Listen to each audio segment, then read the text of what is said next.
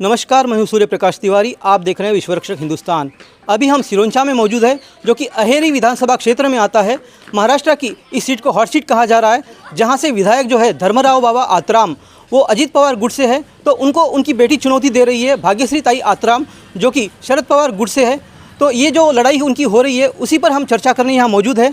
लोगों की क्या राय है, अलग अलग पार्टियों से यहाँ मौजूद है हमारे साथ कुछ लोग, तो आइए उनसे हम बातचीत करते हैं। नमस्कार जी, हमें ये बताइए कि आप कौन सी पार्टी से हैं और आपका नाम क्या है? मेरा नाम रंजीत गागापुरवार है। मैं यहाँ का नगर पंचायत का सदस्य हूँ।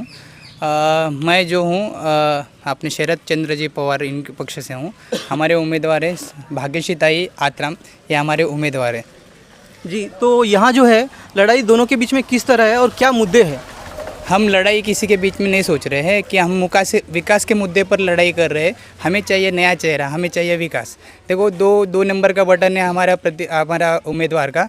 2 नंबर यानी दो शब्द जो हमारे बताए सुप्रिया सुळे के कल सभा हुआ था, उसमें रास्ता चाहिए तो विकास। रास्ता यानी 2 शब्द, ठीक है। 2 शब्द 2 नंबर बटन दबाएंगे तो आपको रास्ता बनेंगे। उसके बाद जल, पानी चाहिए, आपने को अच्छी पानी चाहिए, पीने लायक पानी चाहिए और सुविधा चाहिए। उस हिसाब से तो वो भी 2 शब्द का है और 2 नंबर के बटन दबाना है। इसी तरीके से हमारे क्षेत्र का जो विकास इतने सालों से जो हुआ नहीं है, वो अभी अगर चेहरा बदलेगा। और एक बात जो है, इतने साल हमारे क्षेत्र में सिर्फ पुरुष प्रतिनिधि ही थे, तो इस बार हम महिला प्रतिनिधि के साथ है। तो महिला प्रतिनिधि को अगर जीत के देंगे तो विकास। कह रहे हैं कि विकास नहीं हुआ है, तो विकास ना होने का कारण क्या है? विकास ना होने का कारण यानी एक तो गढ़चिरौली जिला बिछड़ा जिला सोचते हैं, तो यहाँ पे जो है ना लोकल प्रतिनिधि जीत के जाते हैं, फिर उनका कंसल्टिंग लोगों से होता नहीं। भाग्यश्री ताई आत्राम ऐसे एक उम्मीदवार है कि सभी के घर में घुस के है, सभी के घर में जाते हैं, सभी के अच्छे बुरे में साथ देते हैं। बदकम्मा फेस्टिवल हो गया, धार्मिक, शैक्षणिक, सामाजिक, हर इसमें उनका सहभाग रहता है। यही मुद्दे पे हम चुनाव लड़ रहे हैं। लेकिन यहाँ जो चर्चा चल रही है कि एक ही परिवार से अलग अलग लोग लड़ रहे हैं, 3 लोग, किसे जनता चुनेगी, आपको क्या लगता है? ये तो मतलब पारिवारिक यहाँ पर कुछ ही नहीं है। अपन प्रातिनिधि का हिसाब से ही सोच रहे हैं। अभी हम सोच रहे हैं कि इस बार ये यंग एंड डायनामिक जो लेडीज़ है, जैसे अपन अपने राष्ट्र में देखे तेलंगाना में सीतक का, जो मतलब नक्सलिज्म से आज मिनिस्टर बने, जो पुलिस उनको मारने देखते थे आज वो सैल्यूट कर रहे। ऐसी परिवर्तन की ज़रूरत है। वही परिवर्तन हमारे क्षेत्र में हम चाह रहे हैं बस जी। तो और कुछ लोग हमारे साथ मौजूद है, आपका नाम बताइए। मेरा नाम है सतीश गंजीवार। मैं एग्रीकल्चर प्रोड्यूस मार्केट कमेटी का चेयरमैन हूँ। वैसे भी भारतीय जनता पार्टी का जिला सचिव का दायित्व है मेरे तरफ। तो भारतीय जनता पार्टी जो है, उस पर ये आरोप लग रहा है कि वो सरकार चुराती है, तो आपको क्या कहना है इस बारे में? वो तो जो रूटीन है वो है, लेकिन सरकार चुराने की बात मैं उतने बड़ा शब्द पे मैं जवाब नहीं दे सकता हूँ कि मेरा जो भी है वो हाईकमांड बात करेंगे। लेकिन यहाँ पे महायुति का उम्मीदवार करके आदरणीय राजे धर्मराव बाबा आत्राम, इनको अजित पवार गढ़ से गड़ियार का चिन्ह दिया गया है। उनको काम करने का हमको ऊपर से आदेश है और तन मन से काम करो करके बोले। हम आदरणीय धर्मराव बाबा के साथ में है और धर्मराव बाबा का साथ में रह के हम काम कर रहे हैं। और हम जो लड़ाई लड़ रहे हैं इस विधानसभा का, वो हमने जो पिछले 5 साल में जो काम किया है बाबा ने, उस मुद्दे पे और आगे में क्या करना है वो विज़न लेके हम यहाँ पे काम कर रहे हैं। लेकिन एक तरफ भाग्यश्री ताई आत्राम है जो आरोप लगा रही है अपने पिता पे कि उन्होंने विकास नहीं किया है, मैं विकास करूंगी, और दूसरी तरफ अमरीश राव आत्राम भी लड़ रहे हैं। कहा जा रहा है कि इनडायरेक्ट सपोर्ट है बीजेपी का उनको, तो इस बारे में क्या कहेंगे? नहीं, इसमें इनडायरेक्ट सपोर्ट जो आदरणीय महाराज ने जो बोला है वो सही गलत है। क्योंकि हमको जो भी जिला अध्यक्ष है और स्टेट कमेटी के जो अध्यक्ष है और ये विधानसभा प्रमुख है, ये सब हम बीजेपी के साथ में है और राजे धर्मराव बाबा के साथ में है, साथ में काम कर रहे हैं। लेकिन जो व्यक्ति विशेष प्रेम वाले हैं, कुछ लोग बीजेपी के भी कुछ लोग हैं, वो महाराज के साथ में है, उनके समर्थक है। लेकिन टोटल भारतीय जनता पार्टी का जितने भी पदाधिकारी, अधिकारी और कार्यकर्ता है, वो राजे धर्मराव बाबा आत्राम के साथ महायुति का जो कर्तव्य है वो निभा रहे हैं। लेकिन विकास यहाँ हुआ नहीं ऐसा कहा जा रहा है, आप क्या कहेंगे कि कौन सी चीज़ों का विकास हुआ है पिछले कुछ सालों में? देखो, 100% विकास तो कोई नेता नहीं कर सकता है। विकास तो भरपूर हो गया है। अब ये नेशनल हाईवे का विकास जो 1200 करोड़ का आदरणीय नितिन जी गडकरी ने मंजूर किया है, उसके पीछे आदरणीय धर्मराव बाबा आत्राम ने उनके पीछे जोर लगा के वहाँ से मंजूर करके आया है। पिछले साल जो लोकसभा इलेक्शन था, कुछ नेरेटिव की वजह से वहाँ हमारा कैंडिडेट हार गया है, लेकिन वो नैरेटिव अभी नहीं रहा है। वो उस लोकसभा इलेक्शन में भी आदरणीय दमरा बाबा महायुति का करते हुए निभाते हुए इस क्षेत्र से कम लीड 12,000 का लीड कांग्रेस को दिलाया, लेकिन हर क्षेत्र में 20,000, 30,000, 32,000 ऐसा लीड रहता था। वो नैरेटिव की वजह से वो लोकसभा इलेक्शन का सीट गई है। इस बार 100% दमरा बाबा जीत के आ रहे हैं। हमारा विज़न चार मुद्दे पे आदरणीय दमरा बाबा लड़ रहे हैं। पहला मुद्दा है हेल्थ। यहाँ पे हेल्थ जैसा हेडरी में सुरजागढ़ कंपनी ने जो हॉस्पिटल बनाया है, वैसा हॉस्पिटल सिरोंचा या आयरी में हेल्थ सुविधा लोगों को यहाँ से बाहर रेफर ना होना चाहिए। वो एक सुविधा के लिए एक मुद्दा है। पर्सनली व्यक्तिगत जो दमरा बाबा के मुद्दे कि आगे के विज़न में क्या है। दूसरा मुद्दा जो है, यहाँ पे अच्छा एजुकेशन होना चाहिए। यहाँ के बच्चे पूरे कॉन्वेंट स्कूल के लिए बाहर जा रहे हैं, वो बाहर ना जाना, ये उद्देश्य लगा कि यहाँ पे सिरोंचा या आयरे में यानी जो सेंटर में गिरेंगा वहाँ पे अच्छा स्कूल बनाने का प्रयास उनका मोटो है, वो एक है। तीसरा जो है, यहाँ पे औद्योगिक क्रांति गढ़ाने का। हमारे विधानसभा में बहुत सारे बेरोजगार लोग हैं, आज तक कोई भी यहाँ पे इंडस्ट्री आई नहीं है। आदरणीय दमरा बाबा के वजह से सुरजागढ़ का जो भी प्रकल्प था, उन्होंने आगे होके वहाँ पे प्रकल्प चालू कराए। आज 5,000 से 6,000 लोगों को रोजगार दिए है। आप कह रहे विकास हो रहा है और इनका विजन है, तो इनकी जो राय है इससे आप क्या इत्तेफाक रखते हैं? विकास का जो मुद्दा था, ये जो है अभी मतलब अपना विज़न आप अपने उम्मीदवार डिसाइड कर रहे हैं कि सत्ते में रहकर काम जो किए हैं वो मुद्दा बता रहे हैं। बट विकास अगर आप देखते हैं अपने क्षेत्र में, आप सोमनपल्ली, पातागुड़म, कोरला, कोपेला, आज कोरला जैसे गांव में, जिंगनूर जैसे गांव में धूपकाले के समय पे पानी नहीं मिलता है। तो विकास हो रहा है, लेकिन कहाँ हो रहा है ये दिख रहा नहीं। तो हम चाह रहे हैं कि हर क्षेत्र में अपने लोक प्रतिनिधि का जाना और उनसे मिलना बहुत ज़रूरी है। बस ताई हमारी उम्मीदवार जो है सभी से मिलजुल कर रहते हैं, ये उद्देश्य है कि ताई को चुन के लाए। जी, तो और कुछ हमारे साथ लोग हैं। जी, आपका नाम बताइए, आप कहाँ से? नमस्कार, मैं दिलीप सेनिगारपू। वैसे तो मेरा दायित्व बीजेपी शहर मंडल अध्यक्ष का था, तो हमने डिसाइड किया आयरी विधानसभा के सभी मंडल अध्यक्ष ने 8 के 8 कि हम महायुति के साथ जो कैंडिडेट है माननीय दमरा बाबा आतराम, उनको समर्थन नहीं करेंगे। इसके लिए हमने टिकट के पहले, जो टिकट वाटअप हो रहा था उसके पहले जाके हमने हमारे नेता गृह मंत्री जी देवेंद्र फडणवीस जी से मिलकर चर्चा किया कि हमारे को एक कैंडिडेट पसंद नहीं है, हमको अपना कैंडिडेट चाहिए, बीजेपी का सिंबल चाहिए। एक तो क्या बोलते हैं, मैत्रीपूर्ण रथ लड़ाओ कम से कम। तो नहीं तो ऐसा नहीं होता है, तो हम सभी लोग मिलके सभी 10 मंडल अध्यक्ष राजीनामा देंगे, सभी पदाधिकारी। तो उन्होंने कहा कि आप राजीनामा मत दो, आपको जैसा लगता, आप अगले पार्टी के बैनर के नीचे तो नहीं जा रहे, आप अपक्ष में जा रहे, आपको अधिकार है, आप किसको करते होंगे तो करो, बात की बात देखेंगे। ऐसा चर्चा हुआ है।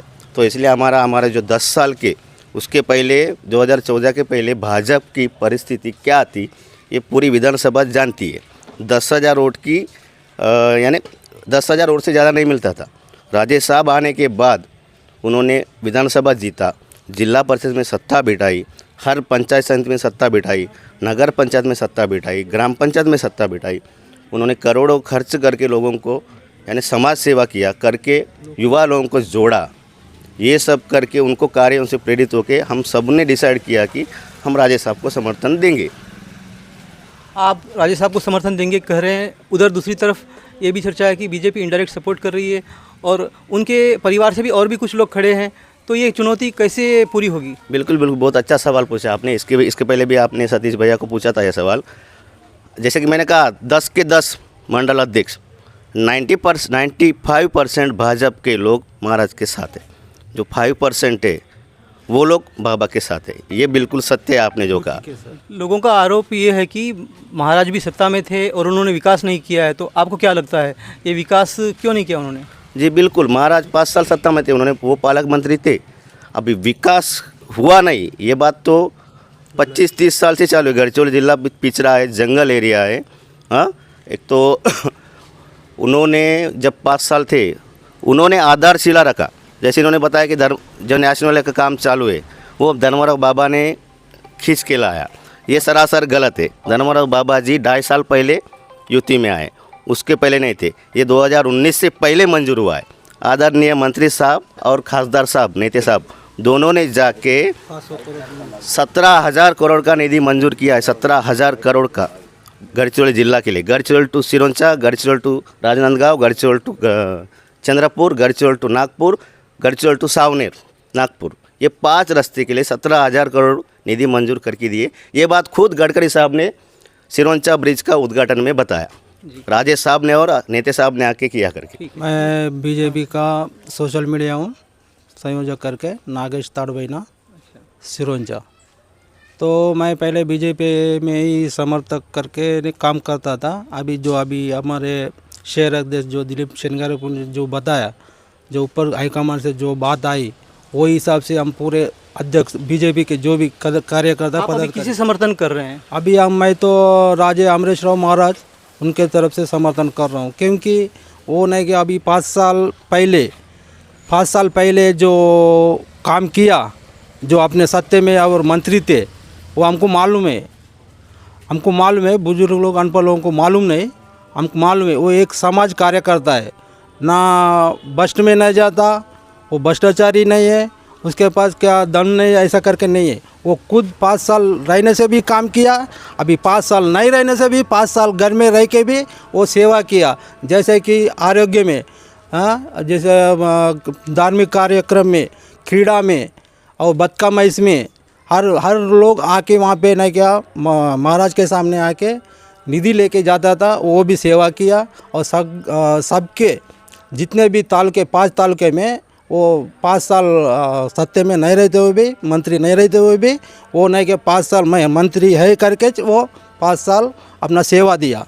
फिर भी नहीं। दीपक आत्राम भी खड़े हैं, तो उनको लेके क्या कहना है आपका? दीपक आत्राम का हमको इतना उसके बारे में नहीं मालूम। एक बार आया था, एक बार एमएलए करके जीत के आए थे नया। अभी हमारे क्षेत्र के लिए एक नहीं चेंजेस होना करके, ना कि हम लोग यहाँ से युवा उसको पुराने वालों को उसको बाजू में रख के और नए वालों को उनको लाए, दीपक आत्राम को। वो भी नहीं क्या उसी में आ गया। वो किसी काम का 50,000 का काम भी अभी तक काम किया नहीं, अभी दोबारा भी नहीं क्या उसका आशा नहीं रखते। हमको लोगों के सामने, हमको सबके लोगों के सामने, हमारे सामने भी जो काम कर रहे हमको नज़र में आता, वो हम उनको चुन के देंगे। अभी हमारे साथ और कुछ उम्मीदवार के समर्थक मौजूद है। हमें बताइए, आप किनका समर्थन कर रहे हैं? दीपक दादा आत्राम, माजी आमदार जी। तो उन पर आरोप है कि वो जब विधायक थे उन्होंने कुछ काम किया नहीं है, और जो अभी उम्मीदवार खड़े हैं तो उनको लेकर आपका क्या कहना है? मैं बोलता हूँ कि अगर वो काम नहीं किए होंगे तो 2019 के पहले और 2009 के बाद और बीच में ये 10 साल का डिफरेंस है ना, उसमें आपको मालूम हो जाएगा कि कितना डेवलपमेंट हुआ। महाराजाओं के विरुद्ध में एक ही लड़ा है, वो दीपक आत्राम है। आपको लगता है कि अगर उन्होंने काम किया है तो आज का जो 300-400 करोड़ का काम है, कितने ब्रास का रेती का परमिशन है, कितना काम चल रहा है आज का, क्यों बिना बेड के हॉस्पिटल चालू है, क्यों 90% 95% लोग डिलीवरी के लिए तेलंगाना जाते हैं। ये उनसे सवाल पूछना चाहिए कि कितने डेवलपमेंट की बात, कौन सी बात डेवलपमेंट किसकी है? बात राज्य लोगों की डेवलपमेंट है या जनता की डेवलपमेंट है? आप डेवलपमेंट किसको बोलते हैं? आपका क्या कहना है कि डेवलपमेंट कैसे नहीं हुआ है और किस तरह नहीं हुआ है? डेवलपमेंट जनता की चाहिए, नेताओं की नहीं। क्या मुद्दे हैं यहाँ, क्या विकास नहीं हुआ है? मेडिकल तो पहला मुद्दा है हमारा। आज डिलीवरी के लिए हर एक पेशेंट को हमको तेलंगाना से डिपेंड रहना पड़ता है, और हर एक चीज़ के लिए हमको तेलंगाना जाना पड़ता है। दीपक आत्राम अगर जीतते हैं तो क्या करेंगे? वो मुद्दे क्या है उनके? मुद्दा पहला है बेरोजगार। पहला मुद्दा सिरोंचा तालुका का जो है बेरोजगार का मुद्दा है। अगर बेरोजगार का अगर सुरजागढ़ का जो मुद्दा चल रहा था पिछले 3-4 साल से, अगर वही सही ढंग से अगर काम चलता था, आज बेरोजगार नहीं रहता सिरोंचा में। कमीशन खोर से और इनका जो दोनों बाप बेटी के वजह से पूरा सिरोंचा नहीं, पूरा आर्य विधानसभा क्षेत्र का पूरा माहौल ख़राब करके रख दिया उन्होंने जनता का। और उनका सिर्फ आज का जो एडमिनिस्ट्रेशन है सिर्फ वो सुरजागढ़ के ऊपर चल रहा है उनका, और उनका जो दिमाग है कि हम लोगों को किसी भी हालत में गुमराह करके हम सत्ते में आ सकते हैं, उसी विषय में उनका फोकस है। जी, तो आपका ये कहना है कि बाप बेटी मिलकर इस तरह कर रहे हैं, तो आपका क्या कहना है? आरोप जो ये लगा रहे हैं दीपक आत्राम की तरफ से कि बाप बेटी मिलके गुमराह कर रहे हैं लोगों को? बाप बेटी गुमराह कर रहे हैं, उनका ये बाप बेटी का विरोध जो हो गया उनका पारिवारिक मामला है, उसमें हम हमारे जैसे छोटा कार्यकर्ता बीच में नहीं आते। लेकिन जो धर्मराव बाबा ने महायुति का उम्मीदवार जैसा ऐलान किए हैं, तो महायुति के इसमें 2 साल पहले भी महायुति का सरकार ने अजित पवार गट, एकनाथ शिंदे और अपना देवेंद्र फडणवीस, ये तीनों मिला के यहाँ पे एक अपनी बहनों के लिए लाड़की बहन योजना जो है उनका ये शुरुआत की है। लाड़की बहन योजना का शुरुआत की है, वो शुरुआत अच्छी शुरुआत हो गई है। हर लाड़की बहन को अपना महीने के 1500 रुपये उनके अकाउंट में गिरे। आगे में हमारा महायुति की सरकार आने के बाद 2100 रुपये करने वाले। दूसरी बात, जो काश्तकार यहाँ के जो पूरा बेल्ट है वो एग्रीकल्चर बेल्ट है। ये एग्रीकल्चर बेल्ट में एक काश्तकार को 20-20, 30-30, 50-50 हज़ार का इलेक्ट्रिक बिल आता था। वो भी पूरा 1 HP से लेके 7.5 HP तक इलेक्ट्रिक बिल माफ़ है। थर्ड डिवीज़न जो है वो 40,000 रुपये का बोनस जो मिलता था, वो आज 5 एकड़ तक 50,000 रुपये बोनस बढ़ाया है। और MSP रेट में भी धान का रेट यहाँ पे 200 रुपये से बढ़ाया है। यानी एग्रीकल्चर इंडस्ट्री में या इंफ्रास्ट्रक्चर इंडस्ट्री में या सोशल में या हेल्थ में ये डेवलपमेंट हो रहा है महायुति सरकार के तरफ से। और आगे में भी महायुति सरकार आने के बाद यहाँ पे डेवलपमेंट हो जाएंगे। और आगे का जो डेवलपमेंट का विज़न जो है, एक बेरोजगार का मुद्दा उन्होंने बताया रवि बोंगरे ने, वो बेरोजगार का मुद्दा धीरे धीरे ख़त्म हो जाएगा। जैसा अभी सूरजागर शुरुआत हो गई है, उसके सूरजागर के ऊपर देवेंद्र फडणवीस और सभी लोग आदरणीय धर्मराव बाबा मिलके वहाँ पे ये पूरा आदिवासी ट्राइबल बेल्ट है, यहाँ पे इंडस्ट्री आना चाहिए करके शुरुआत में थोड़ा बार रोष व्यक्त था उनका, लोगों का, क्योंकि उनको समझ में नहीं आया कि डेवलपमेंट कैसा होता है। एक इंडस्ट्री आए तो वहाँ पे डेवलपमेंट होता है, रोजगार मिलता है। रोजगार बोलने से यहाँ के कुछ लोग समझते रोजगार बोलने से डायरेक्ट रोजगार, वहाँ पे नौकरी मिला तो रोजगार, वैसा नहीं रहता है। यहाँ पे इंडस्ट्री होने के बाद पान टपरिया चलते हैं, लॉजेस चलते हैं, दुकान चलते हैं, किराना दुकान चलते हैं, मार्केट का जो वैल्यू है वो बढ़ जाता है, वहाँ का लैंड रेट बढ़ जाता है। ये सब इंडस्ट्री को महायुति सरकार पे ये भी आरोप है कि मेड़ीगट्टा जो मुद्दा है उसको सपोर्ट किया गया और वो होने दिया गया। उसकी वजह से सिरोंचा के किसानों का, यहाँ के आसपास के किसानों का काफ़ी नुकसान हुआ है। ये तेलंगाना सरकार और महायुति की जो सरकार थी उनकी मिलीभगत से ये हुआ है, उसकी वजह से नुकसान हुआ है। इसके बारे में आपका क्या कहना है? अभी नुकसान तो उतना मेड़ीगट्टा का नुकसान पहले में जो काश्तकारों का रोष था, लेकिन तब आदरणीय राजे अमरीशराव महाराज यहाँ के पालक मंत्री थे। अब उस पीरियड में क्या उनका ऊपर में क्या बात हो गई मुझे उसके बारे में आइडिया नहीं है, लेकिन बैक वाटर के वजह से कुछ जगह नुकसान हो रहा है। वो नुकसान के वजह से जो काश्तकार को तकलीफ हो गई है, उस तकलीफ का दूर करने के लिए पिछले बार आदरणीय धर्मराव बाबा और अशोक नेते ने बैठ के कलेक्टर से बात करके तेलंगाना गवर्नमेंट से जो सिंचन विभाग के मंत्री थे उनसे बात करा के मैक्सिमम लोगों को यहाँ पे पैसा मिला है। आपका सवाल के ऊपर माननीय सतीश गंजवार जी ने जो प्रश्न आपने किया था उसके ऊपर जो बताया कि मेड़ीगट्टा के बारे में जो विषय था, हमने पहले सबसे विरोध किया था दीपक आत्रम ने कि मेड़ीगट्टा का साइड इफ़ेक्ट क्या है और उसका फार्मर के ऊपर कितना इफ़ेक्ट हो सकता है। आज मुक्किड़गुट्टा से लेके आसरेली तक जितना लैंड सत्यानाश हुआ और जितने लोग बेरोजगार से नहीं बल्कि बीमारी से मरे, डेंगू से, निमोनिया से, उस टाइम पे जब फ्लड आई था ना 2022 में 3-3 महीने रोड पे बिताए थे। जब माननीय हमारे पत्रकार महेश तिवारी जी ने पूरा उसका सही लोगों के तक लेके गए थे, उस विषय को सबने देखा, लेकिन अभी तक किसी ने उनका जो लैंड छोड़ के उनका घर पूरा ध्वस्त हो गया था, उनको अभी तक नहीं किया।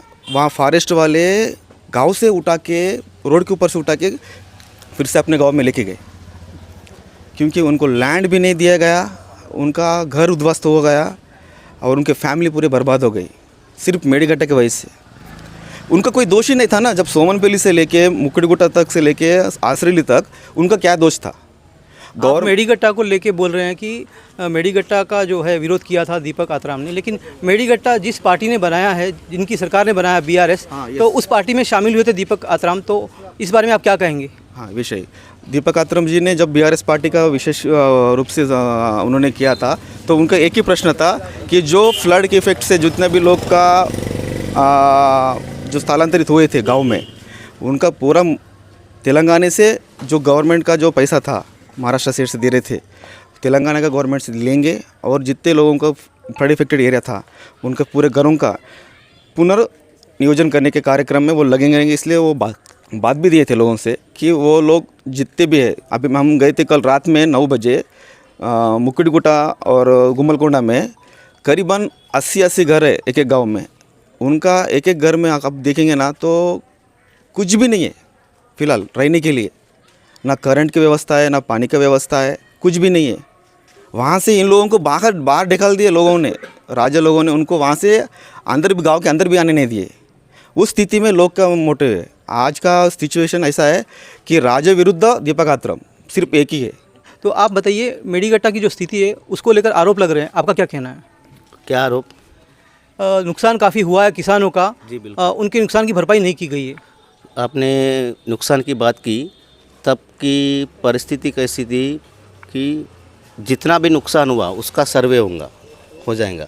जो सर्वे हुआ है उनका सबका कंपनसेशन मिल गया, लेकिन उनका डिमांड था कि बैक वाटर और फ्लो वाटर के वजह से जो ज़मीन का नुकसान हो रहा उसका सर्वे होके बाकी काश्तकारों को भी मिलने को होना नुकसान भरपाई। उन्होंने धरना भी किया। ये धरना हुआ 19 के बाद। तब तत्काल अभी आमदार धर्मराव बाबा माननीय उन्होंने विधानसभा में मुद्दा उठाया कि मैं हर हेक्टर 20 लाख या समथिंग कुछ तो 18 लाख आपको दिलाऊंगा सर्वे करके। 5 साल हो गए पर सर्वे नहीं हुआ, उनको न्याय नहीं मिला। ये बात सही है, उनका आंदोलन भी सही है। राजे साहब रहते तो उनके साथ बिल्कुल साथ रहते, विधानसभा में लड़ते, उनको नुकसान भरपाई दिलाते। यानी आपका क्या कहना है, किन की वजह से ये किसानों को मिला नहीं है मुआवजा? किनकी वजह से? यहाँ का जो रिप्रेजेंटेटिव है विधानसभा में आवाज़ उठाने वाला लोगों का, वो वहाँ पे उठाना चाहिए ना सीएम के पास। तो आप क्या कहते हैं, इनका जो आरोप है? इनका जो आरोप है ये सही गलत है। 2014 में जब मेडीगट्टा का प्रकल्प का शुरुआत होने वाला था तब इस क्षेत्र का पालक मंत्री करके राजा अमरीशराव महाराज थे। उन्होंने सब यहाँ से ग्रीन सिग्नल देने से ही मेडीगट्टा बनी है।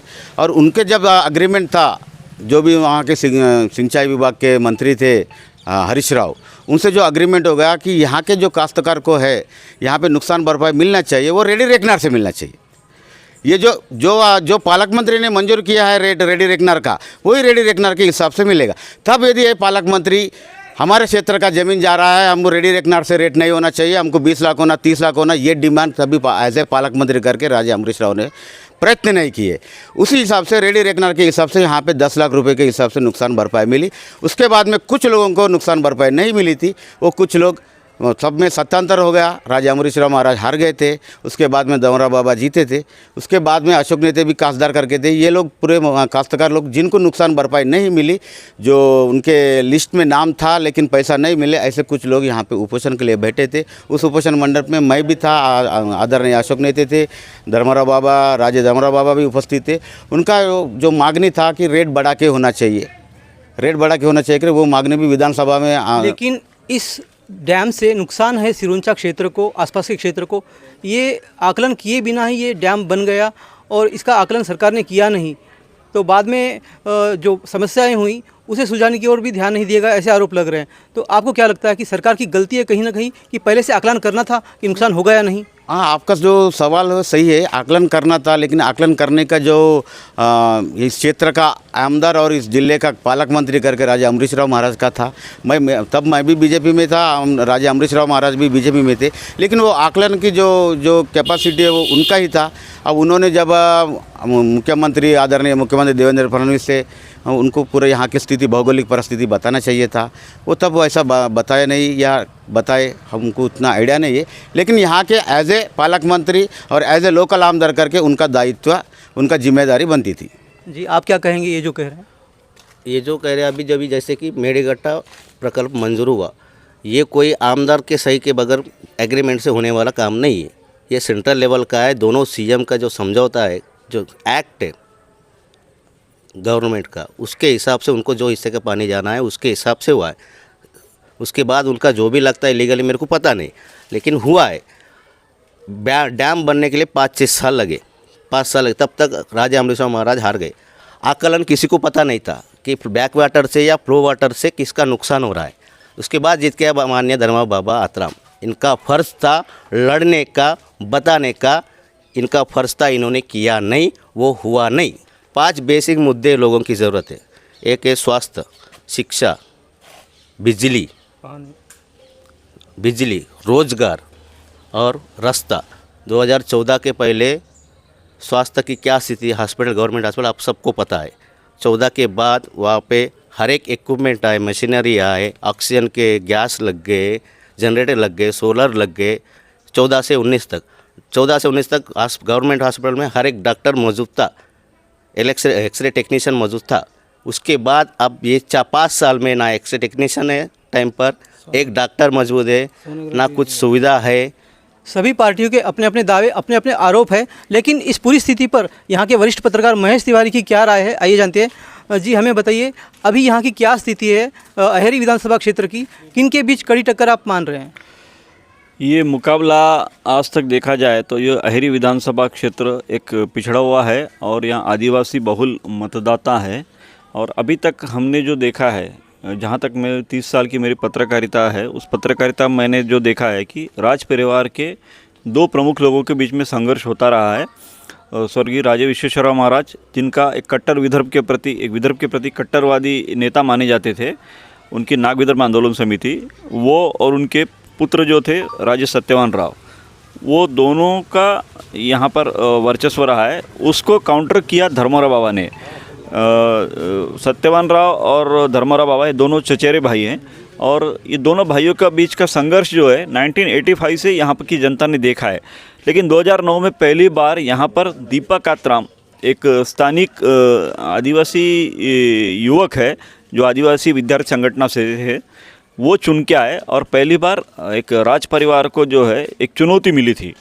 उसके बाद हम देखा जाए तो विश्वेश्वरराव महाराज के जो नातू पोते हैं, सत्यवान राव महाराज के जो पुत्र है अमरीश राव, इन्होंने भाजपा ज्वाइन की 2014 में, वो चुनकर आए। और तब से एक चाचा भतीजे का संघर्ष इस विधानसभा क्षेत्र में देखने मिल रहा है। लेकिन 2019 के चुनाव में अमरीश राव को चाचा धर्मराव बाबा ने हराया है। और वो जो परिस्थिति यहाँ पर दिख रही थी, एक चाचा भतीजा के बीच की लड़ाई, आज उसमें एक नया एंगल आ गया है, एक नया हमें एक दिखने मिल रहा है, एक नया संघर्ष देखने मिल रहा है। वो ये है कि धर्मराव बाबा की जो बड़ी बेटी है भाग्यश्री, जिन्हें राजनीति में धर्मराव बाबा ने लाया था, वो जिला पंचायत की, जिला परिषद की अध्यक्ष थी, उसके बाद जिला राष्ट्रवादी युवक महिला कांग्रेस की अध्यक्ष भी थी। तो उनका सफ़र बाबा के साथ में ही चल रहा था। लेकिन इस बीच में क्या हुआ कि लोकसभा चुनाव के बाद से परिस्थितियां बदलती गई और बदलती परिस्थितियों में आज भाग्यश्री आत्राम ने एक नया सफ़र शुरू किया है और अपने पिता के खिलाफ में वो राष्ट्रवादी शरद पवार के जो पार्टी है उसमें शामिल हो चुकी है। बाबा अजित पवार के पार्टी से है और बेटी भाग्यश्री शरद पवार की पार्टी से है। ये दोनों के बीच में देखा जाए, ये महायुति में ये जगह भाजपा की तरफ थी, लेकिन महायुति में ये जगह राष्ट्रवादी कांग्रेस अजित पवार गुट की तरफ जाने की वजह से धर्मराव बाबा यहाँ पर खड़े हैं। और जो अमरीश आत्राम जो थे, जो भाजपा की ओर से थे, उन्होंने इस बार अपने दादा राजे विश्वेश्वरराव महाराज की पार्टी का दामन थाम लिया। फिर एक बार अपना लाल झंडा पकड़कर वो नाग विदर्भ आंदोलन समिति की ओर से खड़े हैं। तो ये एक ही परिवार के 3 सदस्य यहाँ पर है। महाराष्ट्र की राजनीति में आज तक लोगों ने जो संघर्ष देखा है, 2 भाइयों के बीच में था, बाप बेटे के बीच में था, दोनों बहनों के बीच में था, भाई बहनों के बीच में था, लेकिन पिता और पुत्री का ये संघर्ष यहाँ देखने मिल रहा है। और उसमें भतीजे का भी समावेश में है। यानी कुल कहा जाए तो एक ही परिवार के चाचा भतीजा और बाप बेटी की लड़ाई है। उस बीच में एक नई परिस्थिति है कि दीपा कात्राम जो 2009 में निर्दलीय विधायक चुन के आए थे, वो खुद खड़े हैं, अपक्ष उम्मीदवार है। सबसे बड़ी बात है यहाँ पर महाविकास आघाड़ी में ये सीट भाग्यश्री को गई है, राष्ट्रवादी कांग्रेस शरद पवार पार्टी को। लेकिन कांग्रेस के यहाँ पर बंडखोर उम्मीदवार है हनुमंतु मड़ावी, जो कांग्रेस के आदिवासी आघाड़ी के जिलाध्यक्ष है। तो कांग्रेस का ये दावा था कि पिछले लोकसभा चुनाव में हमने कांग्रेस को यहाँ पर काफ़ी अच्छे वोट मिले थे और इस अहेरी विधानसभा क्षेत्र में कांग्रेस को जो लीड मिली थी उसको देखते हुए उन्होंने दावा किया था कि ये सीट कांग्रेस को छोड़ी जाए। लेकिन महाविकास आघाड़ी का जो सीट बंटवारा हुआ उसमें ये सीट शरद पवार के पार्टी में गई। लेकिन अजय कंगड़ालवार जो जिला परिषद के अध्यक्ष रह चुके हैं और उनके नेतृत्व में हनुमंतु बड़ावी इन्होंने बंडखोरी की है। और आज लेकिन अभी जनता का झुकाव किस तरफ है? मुद्दे जो है, मुद्दों को देखते हुए जनता वोट देगी या इन परिवार पर जो चल रहा है आपस में संघर्ष उसे देखते हुए वोट देगी? क्या लगता है आपको? सबसे बड़ी बात है कि इस चुनाव में यहाँ पर मुद्दों की भरमार है। यहाँ पर कई मुद्दे हैं तो मुद्दों की चर्चा है। ये परिवार का आपसी संघर्ष हो या दीपक आत्राम खड़े हो, हनुमंतु मड़ावी खड़े हो, या बाप बेटी हो या चाचा भतीजा, ये सबकी ओर तो सबकी निगाहें हैं कि कौन ज़्यादा वोट ले पाता है। क्योंकि आज तक महाराष्ट्र में जो चुनाव यहाँ पर देखा जाता था वो साधारण लोग देखते थे कि चाचा भतीजा और भाई भाई की लड़ाई है। लेकिन एक ही परिवार के 3 सदस्य हैं और साथ में 2 अलग जो नॉन राज परिवार से आते हैं, दीपक आत्राम, हनुमंतु मड़ावी, वो भी चुनौती दे रहे। इसलिए मुकाबला काफ़ी रोचक मुकाबला यहाँ पर होने जा रहा है। और उस बीच यहाँ पर जो मुद्दे हैं, मुद्दों की भी लड़ाई है। कोई कह रहा है कि हमने विकास किया, कोई कह रहा है कि हमने विकास नहीं किया। यहाँ पर सूरजागढ़ का मुद्दा है, नेशनल हाईवे के रास्तों की हालत का मुद्दा है, पिछड़ेपन का मुद्दा है, अस्पताल की चरमराई व्यवस्था का मुद्दा है, मेडिकट्टा का मुद्दा है। कई मुद्दे जो चुनाव में है, तो मुद्दों को भुनाया जा रहा है। जनता देख रही है, जनता आने वाले समय में इसका जवाब देगी। तो ये थी स्थिति अहेरी विधानसभा क्षेत्र की, जहां सभी के अपने अपने दावे, अपने अपने आरोप है। तो देखते रहिए विश्वरक्षक हिंदुस्तान।